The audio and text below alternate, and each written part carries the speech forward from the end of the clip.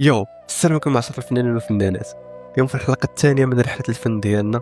البارح تعلمنا الخطوط واليوم غادي نكتشفوا الأشكال والأحجام. تعقلوا فاش كنا صغار تنرسموا دائرة تمثل الشمس ومربع مثلث يمثلوا دار. بأشكال بسيطة كنا تنعبروا الأفكار ديالنا، ما كناش كنديروا هادشي بالصدفة، إنما من خلال الملاحظة للمحيط ديالنا اللي مكون براسو من مربعات ومثلثات والدوائر.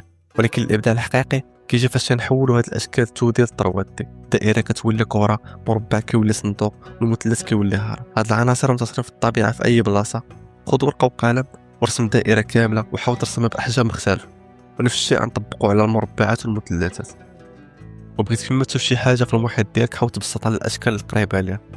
مع العشرة غيكون ستريم في ديسكورد اللي غنطبق فيه التمارين معكم وغنجاوب على الأسئلة ديالكم. شاركوا معنا الرحلة ديالكم، لينك ديسكورد في البايو. نتلاقاو غدا بدرس جديد. تهلاو.